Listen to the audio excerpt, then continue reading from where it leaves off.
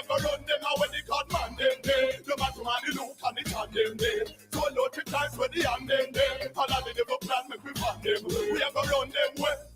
How which part Moses pick up on this. Yes, welcome to the mailbox here every Wednesday at 5:30 p.m. It's actually June 19, 2024. Guess what? Courtney Morris is in the place all the way from far lands. I think he's back with us. Today we're looking at men's mental health. And so, very important topic we're dealing with. The mailbox is brought to you today by Solid PVC Pipes, manufactured in Jamaica by Fosrich Company Limited. In an article entitled Men's Mental Health, Man Up is Not the Answer, written by Maria Kohut, PhD, in October 2022, states that surveys from around the world find that males everywhere are reluctant to talk about their mental health and are more likely to die by suicide than females. Across the globe, among many races, ethnicities, and income brackets, males often avoid getting help for their psychological issues. According to the World Health Organization, males die by suicide at twice the rate of females, and high-income countries have the highest suicide rates among males. In the United States, males make up nearly 80% of all deaths by suicide, report the Centers for Disease Control and Prevention, CDC. Males die by suicide 4 times more often than females do. So, mental health professionals diagnose depression more often in women than in men, according to the nonprofit Mental Health America. At the same time, the organization adds more than 6 million American men experience symptoms of depression annually, and most go undiagnosed. Situational stressors also play a major role in suicide deaths among males, many of whom do not have a documented mental health history, according to a 2021 analysis from the CDC. These stressors can include anything from relationship troubles to arguments, but all indicate a need for support during stressful transitions, explains a press release from UCLA, the professional home of one of the report's co-authors. Men are less likely than women to receive formal mental health support of any kind. So this is the program designed for men with guests who are men, hosted by men, and it's aired every Wednesday unless it's a holiday at 5:30 p.m. right here on Love 101, the family station. It is the mailbox. By the way, I'm Kevin Bailey and my co-host right here. Hey, I'm Courtney Morrison. Good afternoon to all our listeners, and thanks for making it Love 101 and making it your station of choice. Interesting figures we're hearing as we're talking about the topic, men's mental health.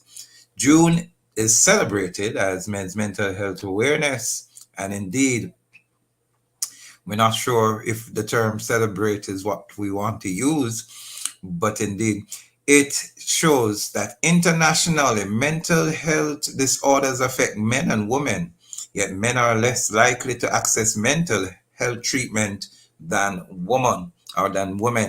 It's really alarming, as it says. Even formal mental health support is less likely for men. Men are seen as strong.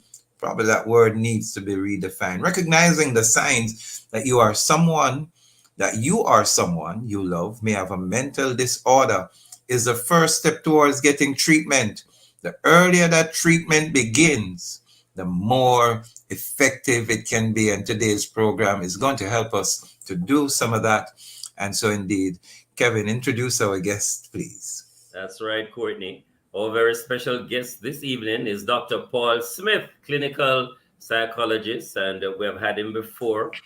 Great, wonderful, qualified person. Dr. Smith is a clinical psychologist with over 15 years of clinical experience. He operates at Ward Mount Medical Center, 37A Ward Avenue in Mandeville. He is an associate counselor at Family Life Ministries, minister of religion, and primary director at Love and Restoration Ministries. He's a justice of the peace, marriage officer, grief management counselor, family counselor, premarital counselor, conference speaker, and motivational speaker. Dr. Paul Smith is also the regional coordinator for Jamaican Psychological Society, the Southern Region. He diagnoses and treats mental health and mental disorders. His motto is, if I can help somebody as I pass along, then my living will not be in vain. What a powerful motto. I want to welcome Dr. Paul Smith. He's going to be having this conversation. Brother Paul Smith, welcome back again to the mailbox. Great to have you again. Greetings. It's good to be back home. Then my living shall not be in vain. A song I used to sing in my early days of being saved. And Dr. Paul Smith, this is his motto. It really is a powerful motto indeed. Yeah. But man, we wanted to remember, we want to hear from you. We're live on Facebook and YouTube at Love 101 FM Jamaica. Remember, you can leave your comments via WhatsApp line at 876-997-3125. The number again for WhatsApp, 876-997-3125. You can leave your comments there. We're also live on TikTok at Love 101 FM Jamaica. Welcome, Dr. Paul. It's good to have you again. Thank you so much, gentlemen. And let me greet all those in Radio Land. And it's good to be on this program once again. Awesome privilege. No, it is our honor and privilege. And we're sure as we collaborate for the benefit of all, we're so honored to have you. Ladies, what una say? How do we encourage our men to seek help for their psychological issues? Ladies, that's a question we're asking you because you are very powerful and you have influence over the man them. How do we encourage our men to seek help for their psychological issues? You can participate in the program by leaving us a message via WhatsApp, Facebook, YouTube. Remember, ladies, no calls or voice notes. Encourage the man them to call. Encourage the man them to send the voice notes. But you have other alternative ways on social media to connect with us. Dr. Smith, we do a thing where we shout out, and we do a shout out to the man them both in Jamaica and overseas by saying Mandaya, right? So after Courtney counts, we are gonna say Mandaya together. Right. Yeah. So we're gonna count to 3. Are we ready? 1, 2, 3. Mandaya! Yes. Hey, indeed. We have some good men here. But before we even go any further, just want to continue to express condolences to the Sampson family at the passing of Sheldon Sampson, otherwise known as Zoom. You may know him better as the cousin of Lucas Music, Shaquille Wedderburn. I don't know. There was supposed to be a funeral service on Friday, but it won't be happening again on Friday. But we express condolences to the family. And indeed, Lucas, continue to just let the Lord embrace you and keep you standing, and the family to you all. I just returned from the passing of my stepmother, excellent stepmother. And my sister Charmaine and Camille are still over there overseas. My sister is not doing so well. She's back in the hospital. So we continue to pray for her. Oh. Yeah. Our prayers, Courtney, to you and the family, and condolences. Has been a challenging time as well. So we really praying for you and the family. Yes. Thanks very much. Sure. To my brothers Ronald and Stephen as well, because it's their mother directly. But before we head into the main discussion, it's now time for us to get into the segment that we dub Draft. It is direct response for the featured theme, where we preliminary open the way to our main segment. We want to ask the question, and I'm glad Dr. Paul is the one in the seat today. Are we doing enough as a society to encourage our men to seek help with their psychological issues? Yes or no? Yay or nay? Let's do it as in King James Version. Yay or nay? Nay. we would like for you to expound on that. Yes, sir. No, I think we have a way to a far way to go. As it relates to the men, in Kevin's prelude, realize that men do not readily accept mental health services, not willing to talk about their issues, and society has a construct as well where men are forbidden to express their emotion because it's not manly. So there's a construct that says that man a wall, man no cry. If man cry, man soft, man a sissy, right? All of those things, So there are women too, there are spouses, there are significant others who believe that construct, and so the men are not free to express how they feel if they want to, right? And so I believe that serves the answer I gave when I outrightly said nay. And mental health generally in Jamaica, we have a way to go. But as it relates to men, we have a far way to go, I believe, in encouraging men, in allowing men to express themselves, to be themselves, in allowing men to be vulnerable emotionally, and to say, I need help, I need the support. I think we have a way to go with that. Very, very comprehensive, Dr. Smith. And the follow-up question is, where do we start to change the narrative? Where do we start? Because we can't continue like this. And, who is responsible to change the narrative, Dr. Smith? It starts at childhood. It starts with our boys. It starts at home. It continues at school. It goes on to church. It goes on to clubs and societies, right? But the conversation needs to start at home. Our parents need to be educated as to how serious mental health issue is, and that there's not an attempt to bend the tree when it is too old, or we start a conversation. So, for example, John is 5 and Mary is 5. And Mary has an accident. She runs outside and she trips. And she has an accident. She starts to cry. Let me use mommy for example. Mommy calls in and says, "My poor baby, what happened to you?" And, and she shows mommy the bruise, and mommy starts to rub and kiss her and say, "Never mind, let me put some olive oil on it and put some alcohol on it." And she's pampered and she's allowed to cry. Then the boy goes outside and have something similar. And in some cases, he starts to cry. Then the parents say, "Shut him out, boy. Stop you crying. What are you crying for?" That kind of thing. So from early, that young man realizes that there's a taboo on expressing his emotion. What is dangerous now is when he grows up and he has his own relationship. In some instances, these men are afraid to express how they feel because from early, they believe that it is not it's not an okay thing to express how you feel, your hurt, your disappointment, right? It's not the manly thing. So it begins at home, and some parents do not know better, need to be educated.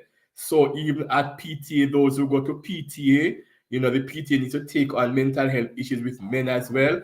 It is something that needs to permeate, our society, but we have a tremendous responsibility. But I believe that it starts at home, the first institution of learning. Hey, thank you very much, Dr. Paul. We're upon our first break. You're listening to The Mailbox. I'm Courtney Morrison, along with my co-host, Kevin Bailey. Our honored guest is Dr. Paul Smith. We're talking about men's mental health. Please get someone to tune in, especially our men. This is going to be very encouraging and uplifting. Soon come back right after these messages. Strong man, and he knows.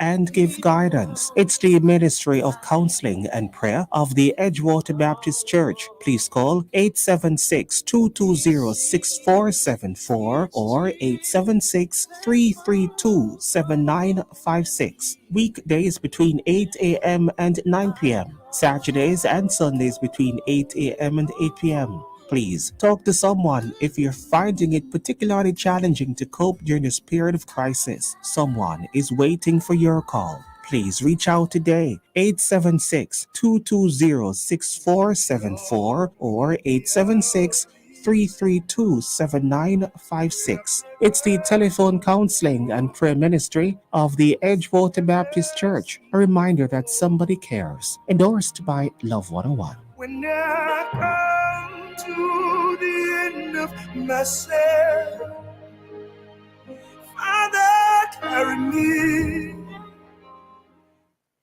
Everybody needs a helping hand, somebody to understand. In the end, we're all human. For people living with HIV, no discrimination. Here to support them through. Respect you as usual. Got to protect them too. Oh, whether your friend or your family, somebody in your community, people living with HIV. Protect, accept, and respect people living with HIV. A message from the Ministry of Health and Wellness. I feel follow Grace Sardine, follow the better flavor. Grace Sardine with the chef and the beginner. Follow the one with pepper, that are the winner. Shop on supermarkets, everybody sell it. Do all of them nice. Pass the part, me push it. Grace Sardines follow the better flavor. When tape diapers are difficult to change, it's time for Pampers Easy Ups with 360 stretchy waistband. They're easy to put on and take off, keeping their skin dry and protected. Changes are easy with Easy Ups.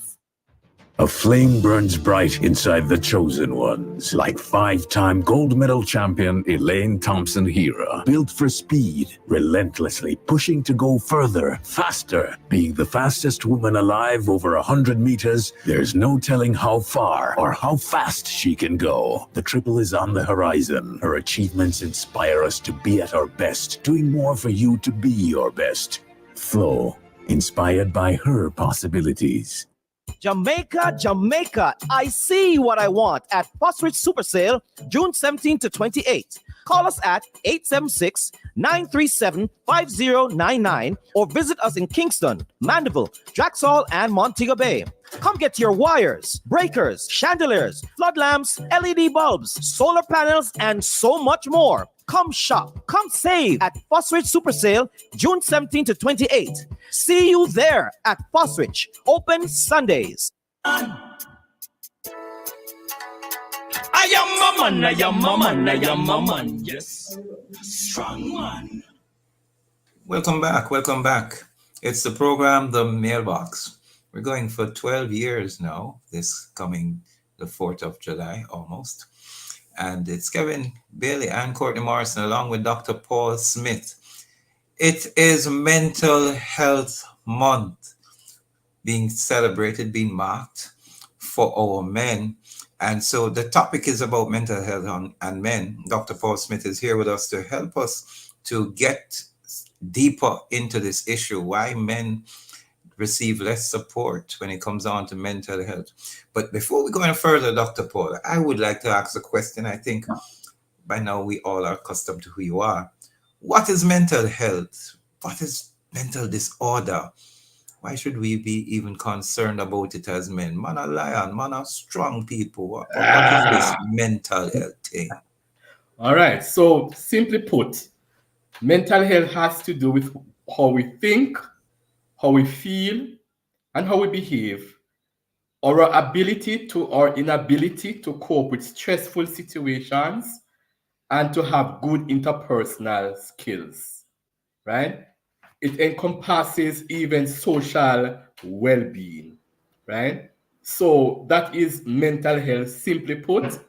Mental disorder is when we have a mental health issue and it impairs how we function normally.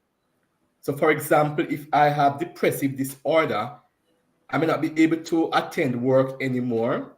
I feel demotivated. I lack focus.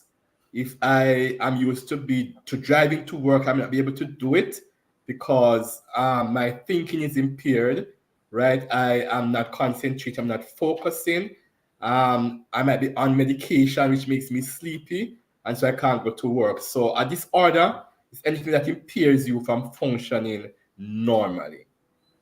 Oh, Dr. Sibit, hearing you defined and being so comprehensive, it appears that maybe all of us are touched by some aspect of mental health issues. Yes, And ma'am. I'm just wondering, is I want to ask,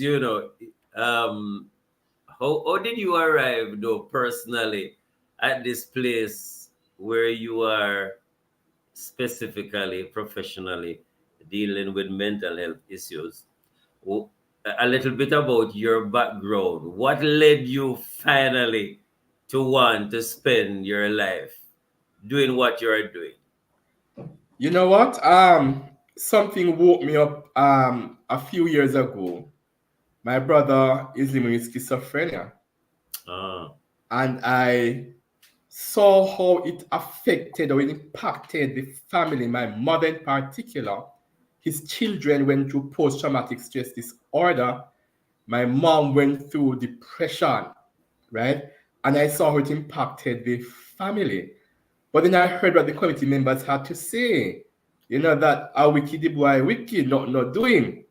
And so there are persons who do not understand the whole issue of mental health and can be judgmental. And because of that, some persons are left out of the loop, as it were. They need help. And so even up to now, I have had a number of persons with mental disorders, and through psychotherapy, of course, and medication, you right now you would never be able to tell that they have challenges. So there are times when, because of the taboo, we just leave them, we just cast them aside. And I say, no, somebody has to try to make a change.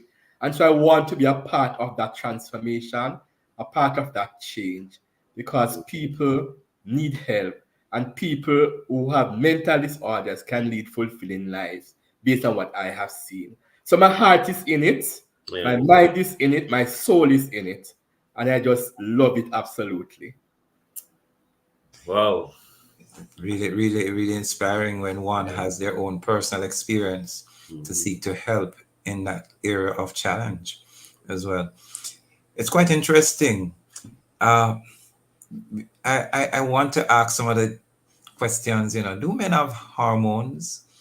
Because we hear sometimes when our women are suffering from mental disorders that it's a matter of hormone imbalance. Does the same thing happen to our men, or is it just a feminine thing? We have hormones, we have chemicals in the brain that trigger off different moods, sadness, anger, happiness. So we are all wired the same way. What makes it different sometimes is the woman's willingness to reach out for help as quickly as they can, or to connect with others. So women will talk to somebody, call a sister, call a friend, or go to the doctor and talk, right? What the men do, the men will just keep it inside, right? And say nothing, right? And the same thing happens even in the physical realm when we are sick. As soon as the lady's eyelash hurts, she runs to the doctor, exaggerating, of course. But women will have a headache for the past 2 weeks, and we say, well, we are watching first. Understand? So we're not quick to go to it, So we're all wired the same way. It's just that I believe the women are just cultured to just say, I need help. I'm going to talk to somebody. And when they talk to somebody, for some of them, it's relief, right? They are happy with the community. But men tend not to want to be a part of the community because their peers might look down on them and say, boy, that you're going over for. That you're moan over. Man up, as you said before. Big up, man, and man a lion, man, start to roar, right? So men tend to keep it inside.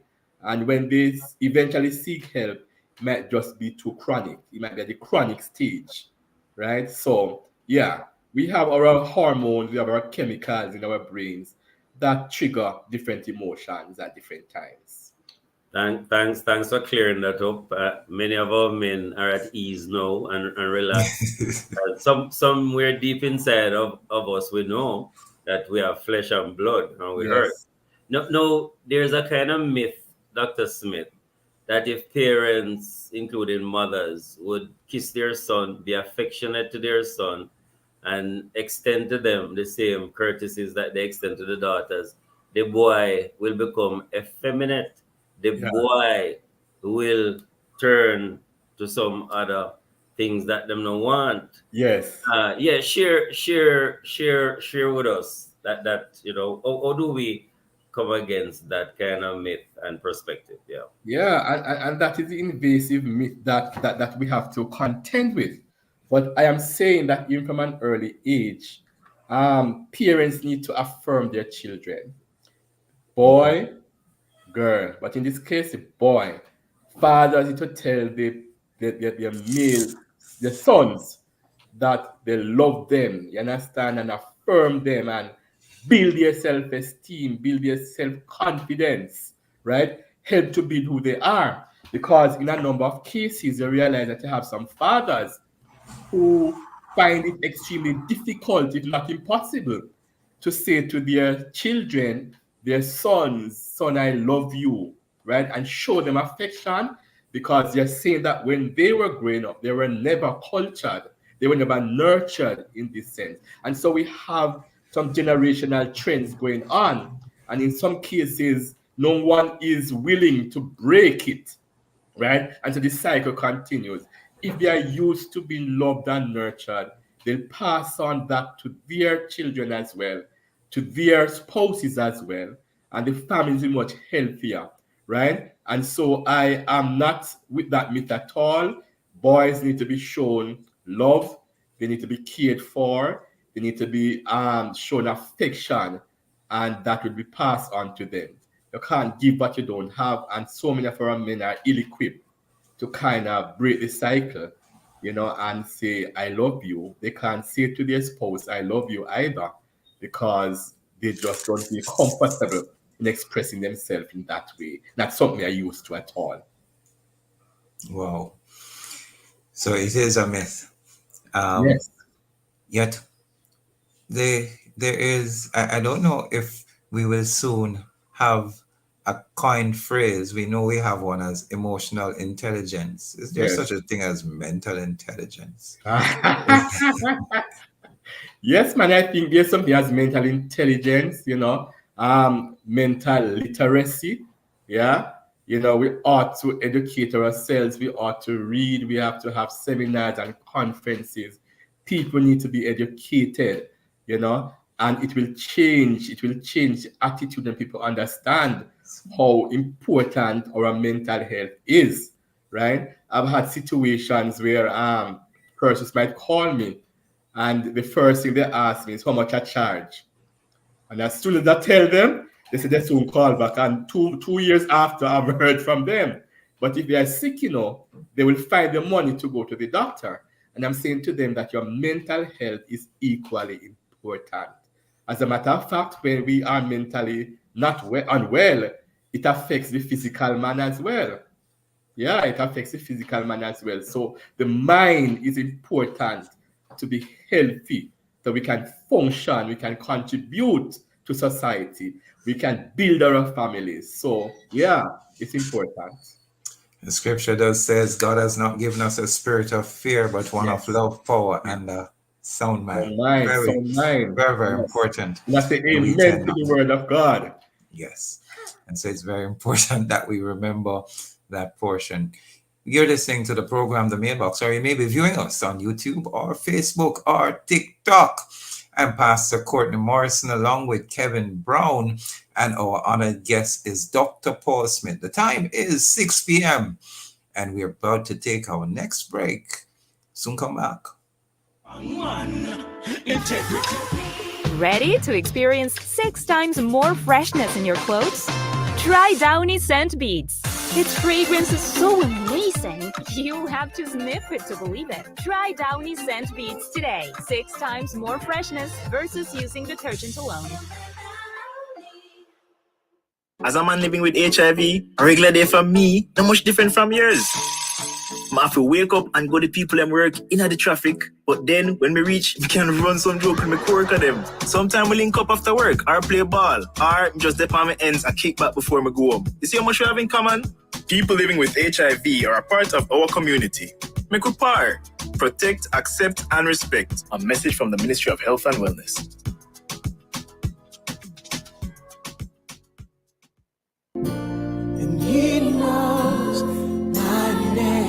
Here is your opportunity to connect with someone who will listen, pray, and give guidance. It's the Ministry of Counseling and Prayer of the Edgewater Baptist Church. Please call 876-220-6474 or 876-332-7956. Weekdays between 8 a.m. and 9 p.m. Saturdays and Sundays between 8 a.m. and 8 p.m. Please talk to someone if you're finding it particularly challenging to cope during this period of crisis. Someone is waiting for your call. Please reach out today, 876-220-6474 or 876-332-7956. It's the telephone counseling and prayer ministry of the Edgewater Baptist Church. A reminder that somebody cares. Endorsed by Love 101. When I come to the end of myself,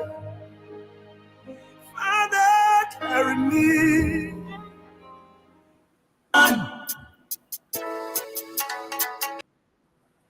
Welcome back. This is the Mailbox here every Wednesday at 5:30 p.m. unless it's a holiday.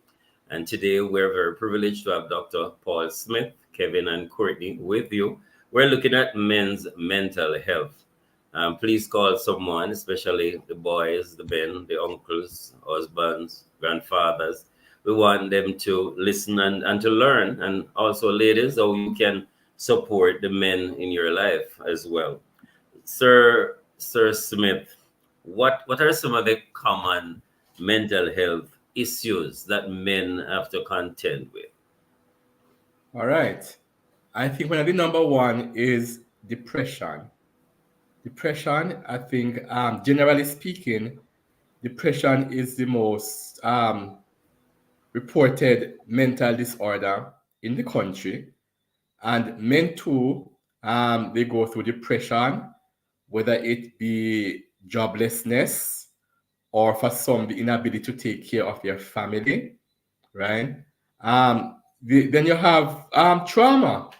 There are men who still have childhood trauma and have not overcome and are living it in their families. They are living it in society.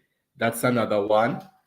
Based on where we are in Jamaica, there are men who go to post-traumatic stress disorder, right? So based on our geographical location, there are men who undergo such issues. But and when we look at the depression, it has to do with relationship issues as well. That's a big one, right? Men going through relationship issues, and as Jamaicans say that there are some men who are quick to give bun, right? But when the table is turned and they get burned, it becomes an issue. And if you look at men who commit murder, suicide, in a number of cases, it's an unwillingness to be vulnerable and to express how they feel. And so they resort to these lethal method of suicide. So the suicidal issues are common among men when they feel as if, hey, I can't deal with this thing anymore. This is the way out. So relationship issues is one of them that is at the top as well, as relates to how depressed men will feel. So I think that depression is at the top of the list. Dr. Paul Smith, thank you for that. And we see some of the suicide, that men commit suicide 8 times more in Jamaica, findings by Dr. Donovan Thomas. Yes. And some of those are based on relationship issues, that a relationship has gone bad. How can we prevent? Is there prevention? It is said prevention is better than cure. How can we prevent some of these mental health issues? We need to start, as I said, we need to start early. I had a 12-year-old in a session this evening, and that 12-year-old told me that he's a male, told me that he doesn't love himself because his mom told him that she doesn't love him. And he was told that he does everything to get his mother's approval and love. The father gives him everything that he wants, but then he wants the approval of his mom, who said that she doesn't love him. And it damages his self-esteem. He cried, he bawled in the session this evening, kind of say he doesn't understand. The mom even said to him that if he wants to kill himself, he can't do it. Right? And that has been with the child ever since. Very bright young man. So I believe that again, it starts at home. The church has a responsibility, to have mental health sessions, and we make sure that we do not spiritualize it, right? But we deal with the psychological man, the mental man, and allow persons to express themselves. There are persons who will not even share in a group that, I am going through depression, because, somebody might just cast out the spirit of depression. And so it is taboo in the church. And I think that a number of our persons go to church, and the church can use that opportunity to look at mental health, call in professionals to have sessions and to talk. If the minister realizes that somebody needs individual attention, just, point the person to that kind of resource that is needed. PTs need to look at mental health issues as well. It goes across professions. I've had a number of professionals in sessions, and it's no respect of persons, right? And so it is something that needs to be addressed, and some persons in particular situations will hide and come to this session like a Nicodemus because they don't want to be seen, because I wear jacket and tie and nobody should know that I have a mental health issue, so they hide. And they would want to schedule probably a Zoom meeting, or they want a late evening session, that kind of thing. So we need to have that conversation.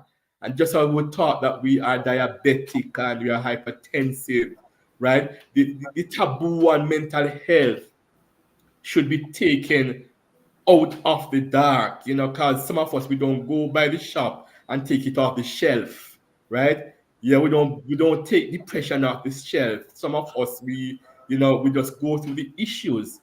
But the taboo, the stigmatization, right, is what puts some persons underground, don't want to seek help.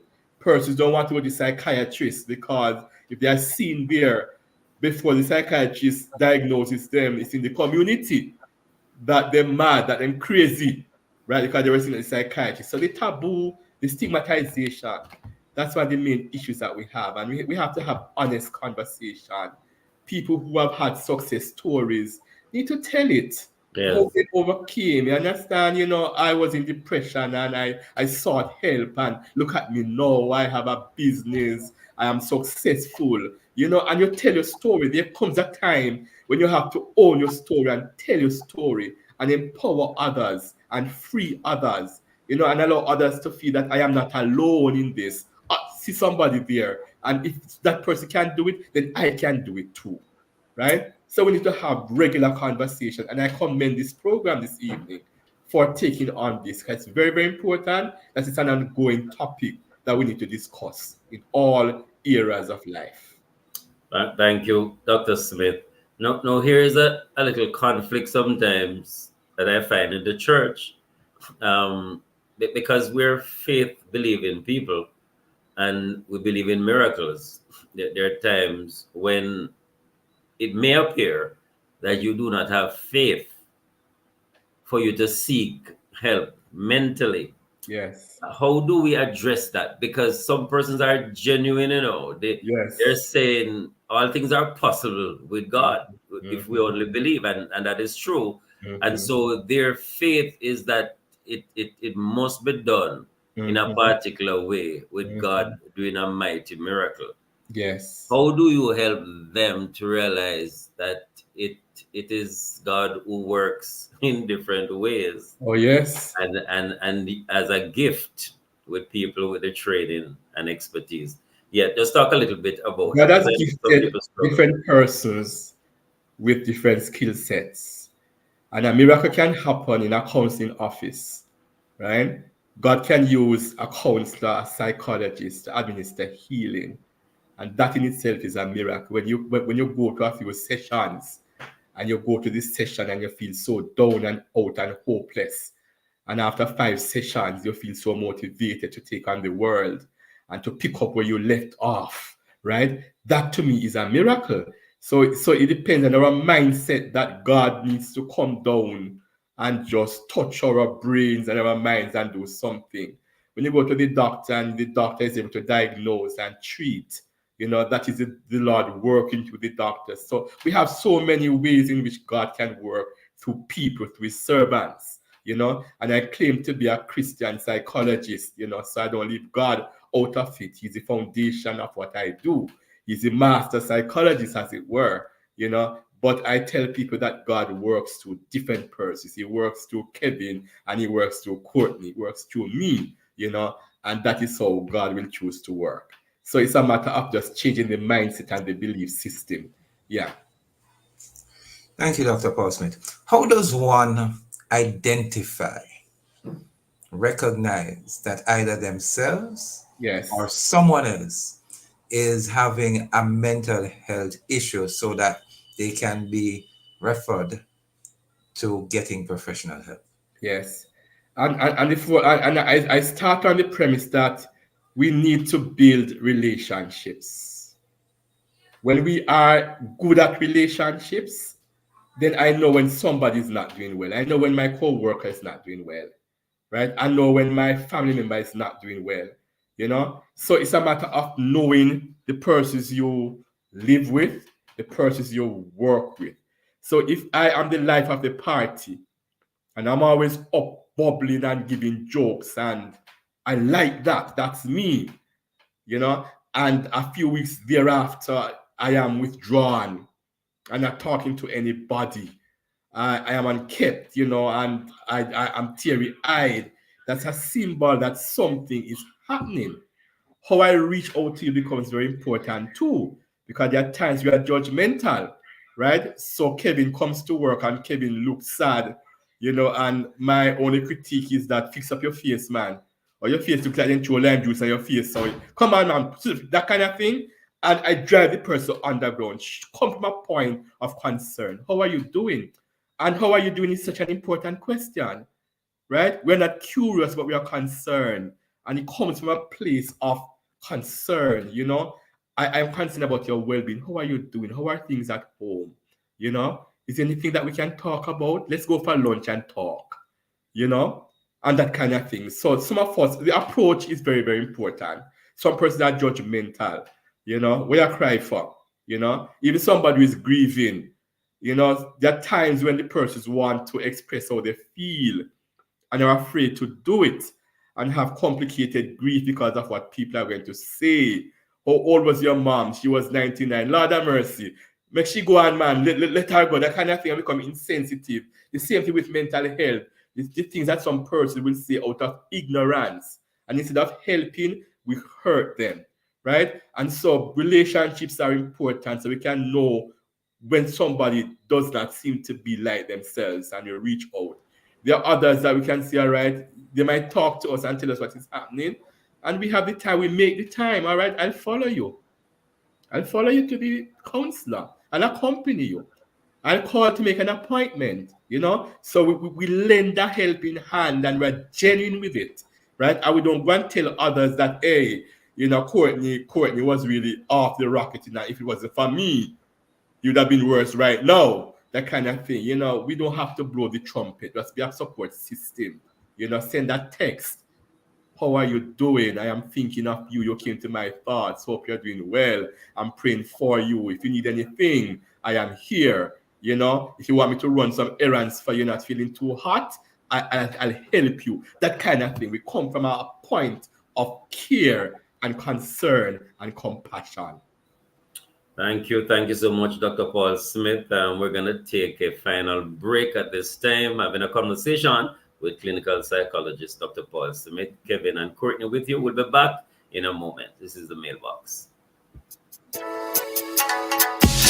Need to beat the heat this summer? Come to Fosridge for your ceiling fans at prices as low as $15,000. Their sleek and stylish 52-inch fan blades are designed to fit and complement your interior decor. Call them now at 876-937-5099 or visit any of their locations in Kingston, Mandeville, Montego Bay, and their newest location, Draxall. Beat the heat this summer at Fosridge with their Madison ceiling fans. Prices as low as $15,000. Open Sundays.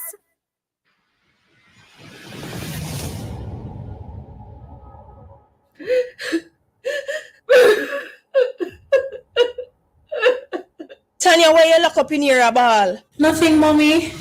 He's that husband of yours again, don't it? What him do this time? I just don't like when he's out late and come back home drunk.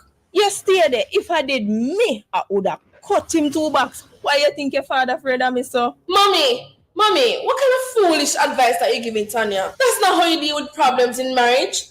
Tanya, listen to me now. I know exactly what you're going through. And I once was just like you, but guess what? I got help through the marvelous program on Love 101. It happens this Thursday, June 20 at 5:30 p.m.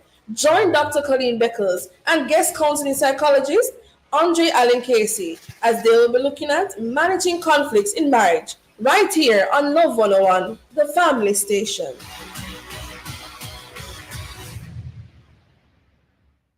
I am a man, yes. Strong man. Welcome back to the program, The Mailbox. Thank you for joining us. We're into our final segment. We're clinical psychologist Dr. Paul Smith. We're talking about men's mental health. June is about men's mental health. And we're trying to seek ways to help, to solve, to encourage, to uplift, to help in every situation.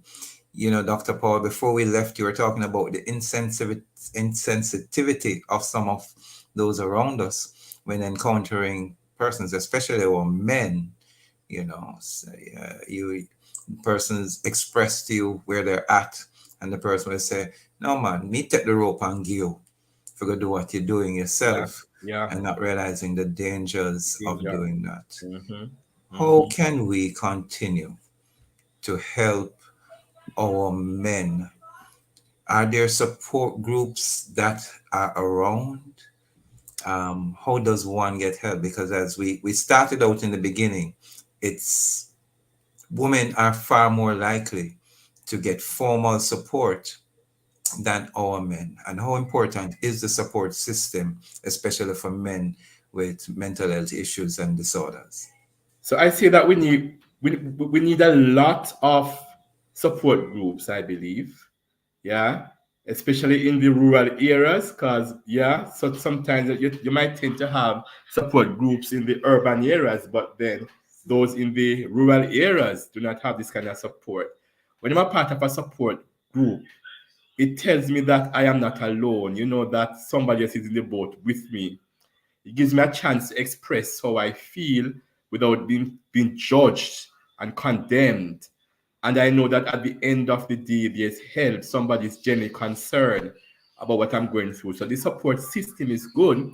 The support system of the family is good, right? Family, when all is said and done, family is so important. You know, after a long, harsh day of reality, you know, the man wants to go home to the family and just be, you know, just chill and just relax. And if he want ball, him can't free if he ball and just vent, you know, the kind of thing. And the family is there to support. You know, sometimes the family is not very supportive, and so they have nowhere else to turn to, right? So I believe that those who are so inclined can have some small support groups, you know, and make sure that when men want to have those resources, they are free to go and to talk and just to be and to say, hey man, there are other men who have same issues like me or even worse, you know, so I am going to just let it out. You know, men need to be put in the position where they know that they are very important. Men are important. Fathers are important. Boys are important. you know, and society needs to emphasize that, not just on Father's Day, when they struggle to make Father's Day important, you know, as it relates to in relation to Mother's Day. And I quite about that every year, but it's for another time, right? But the fact that men ought to be, are leaders, you know, and sometimes realize that men fall by the wayside because of mental health issues, you know, of self-doubt and the lack of confidence and, you know, the inability to forge ahead because of unresolved issues, you know, anger, you know, being ill-tempered, and they think that's the only way they should express themselves when, you know, they're a bad man. And I tell people that men need a sense of belonging. And as much as I don't support gangs, but there's always a cause and effect for everything. And sometimes our boys join gangs because there is a sense of belonging, a sense of acceptance, a sense of affirmation. You're a bad man. Even if you say that you're a bad man, it's affirmation in a negative way, but they feel belong. And men have that need to feel belong. No matter how they deny it, there is that innate sense of wanting to belong, right? And so the yearning is there, and the opportunity must be given for men to be real. It's all right to feel sad. Can't be happy every day. It's all right, right? But there's support out there. There's help. There's somebody to listen to you. There's somebody to help you. Men need to be encouraged to do that. Thank you, Dr. Smith. While you were talking earlier, you mentioned one of the areas that men may have mental health issues is dealing with relationships. And, you know, man have them girl, man have wife, and sometimes brethren, but there's conflict and they behave in some ways, get them into trouble and makes it worse. Yes. But what are some of the considerations, you know, and some things that men can work through to help them to manage conflicts, which apparently will be with us forever, you know, differences of opinion. And so what would you say to men who are struggling with managing the conflicts in their relationships, especially intimate ones, you know? What are some of the things they could look for and do to change things? Yeah, and again, I say be willing to talk to somebody, be willing to learn. And one thing I advocate for is mentorship as well. I believe that there are men who can mentor others, you know. A man with an anger issue, somebody who has been there and has overcome, can mentor somebody and say, this is the way you deal with it, man. You know, the anger can consume, it can destroy your family, can destroy relationships, you know. It's all right to be angry, but then this is how you control it, you know, that kind of thing. So we don't necessarily condemn the feelings. We try to move beyond that and say, hey, it's all right to feel sad, but what do you do thereafter? You know, how irrational can you become when you become sad or broken, you know, or lonely, those kind of things. So, you know, I believe in educating, psychoeducation. You teach a man, you know, you educate him, you expose him.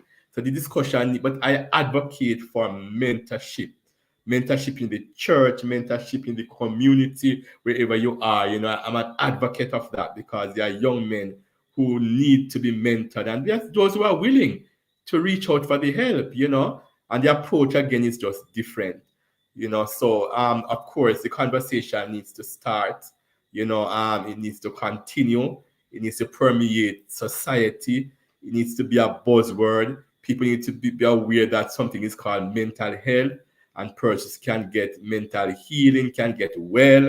There's no taboo that should be on it. We are humans.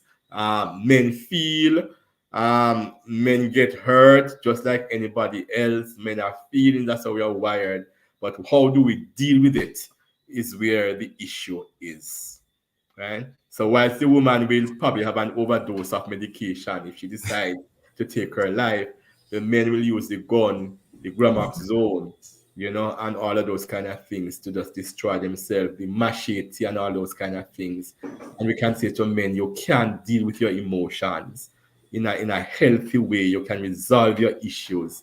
If you find that you don't have the capacity, seek help, you know, and just say, I want help. And I say to people, it takes a strong person to, in a time of weakness, to say, I need help and I'm going to reach out for help. That's strength to me. That's courage. Powerful. You mentioned words that I love to hear reiterated, the sense of acceptance, approval, affirmation, and appreciation. Yes. That when men have those 4 A's in their lives, they feel that sense of belonging. Absolutely. Any final words in the last couple of minutes here that we can have for you? Is the church doing enough and encouraging our men to ensure that they are keeping sound minds, as the scripture encourages, and walking out it the best way that we can? There's more that the church can do. There's more that we can do. I know that there are churches that are doing, but I think the churches in general need to get on board, you know. And if I might just share, I was just sharing something anecdotal with somebody the other day, and I was saying that we have the charismatic kind of worship, and we have those on the quiet side.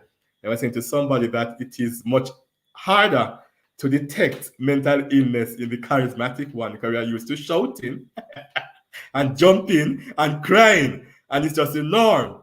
But when I'm at another church and, you know, we're quiet on the quiet side and I come and start to bawl and holler and behave, it looks weird, you know? But we can't just take it for granted that because somebody comes to church and is crying, that person is led to cry under the spirit. You know, we can still find out if all is well. So the church needs to advocate for mental health, take off the taboo, whether it is family hour at church or whatever it is, Bible study, inculcate mental health even in Bible study and have it as a theme running. So people can say, hey, I can go and talk to somebody. And if I talk to pastor must go and preach about it. And if pastor can't help me, pastor must hurt me by giving me wrong advice, but send me to a professional who can help me, right? So that's what we need to do. Education, discussion, sensitization, that's the way to go. Awesome, Kevin. Dr. Paul Smith, clinical psychologist. He has helped us today. And if anyone had any doubts as to what is necessary, I want to add my little piece by just saying, if we were showing love and sensitivity more than what the professionals are giving to our persons, we would need less of, because they would less need to be there. Definitely. Just want to say thanks so much, Dr. Paul Smith. Really appreciate you coming again and really challenging, encouraging, empowering all of us, men and women as well. All the very best in your work as you continue. Thanks you. You're welcome. Thanks to Dr. Nadine Blair, Operations Programs Manager, Jermaine Johnson, our hardworking producer, Timoy Butler for technical support, Raquel Robertson, digital media. Thanks to our guest again, Dr. Paul Smith, clinical psychologist. We end the show with this quote: "There is hope even when your brain tells you there isn't." John Green. Oh my goodness. This was the program designed for men with guests who are men. The Mailbox was brought to you today by Solid PVC Pipes, manufactured in Jamaica by Phosphorus Company Limited. Catch you next week, Wednesday, June 26th, 2024, for a better tomorrow. Same place, same time inside the Mailbox. Oh, what's that, Courtney? Monday! Pretty man, I am a man. Hey man! I am a man, I am a man, I am a man, yes.